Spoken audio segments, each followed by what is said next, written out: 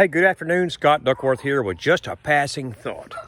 Many of you are contemplating buying maybe a used vehicle or maybe even a brand new one.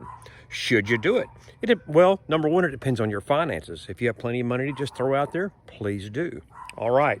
We've talked about this before in a similar video. So here's my take on it. Say your old car it's just repair bill after repair bill after repair bill. At that point, I'd say maybe it's time to change, okay? Now, I've talked about this way back. This is my 1996 Toyota Camry, all right? Around 400,000 miles on it. Original motor and transmission. Okay, can you keep these things up? Yes. Minimal expenses as far as maintenance goes on this thing. Not exactly sure what the new ones are like, but we have, let's see, there's a 2018 RAV4, 2014 Corolla over there with nearly 300,000 miles on it, no repairs, or very minimal, mostly maintenance.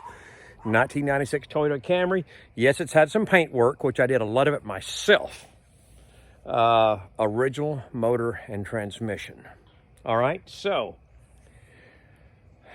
I would really suggest don't spend $100,000 on a truck, $50,000, $67,000, $80,000 on a vehicle.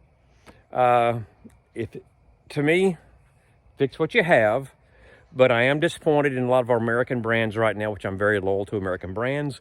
Every transmission is failing in Ford and Chevrolet right now, but do your own homework on that. This is just me saying, hey, save your money.